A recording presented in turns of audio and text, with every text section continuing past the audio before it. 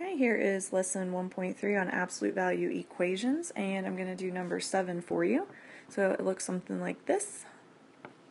Okay, so the first thing that we want to do is we want to get these absolute value bars alone. So I'm going to go ahead and just write over them in red because that's the goal, is I want to get them alone.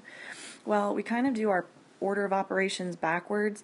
Let's get rid of this 11 first. Okay, so I'm going to subtract 11 from both sides. And the reason I'm doing that is because when I come in and divide by this 7 that's out front, I have to divide everything by 7. So I'm trying to just make it as few terms as possible that get divided by 7. Okay? And that's going to equal 154. Okay? Now when I come in and I divide by the 7, notice that I only have one term on the left to divide by it and one term on the right. Okay, and that's going to get my absolute value bars alone.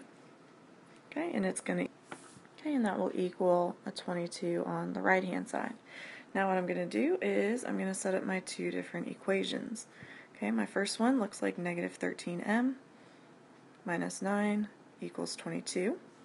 And my second one looks like negative 13m minus 9 equals, and I'm going to write this as a negative 22. Okay. And now I'm just going to solve these linear equations that I'm left with. Add 9 to both sides. Negative 13m equals 31. So m is going to equal 31 divided by negative 13. And you can leave it in that fraction form. It doesn't reduce anymore. Okay? And if you were to store and check that answer, you're going to find that it actually works. Okay? Make sure you do that in case you end up with an extraneous solution.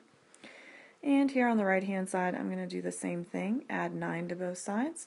So I get negative 13m equals, and this is actually negative 13. And when I divide both sides by negative 13, I get that m equals 1. Okay, and if you were to check that answer, it also works.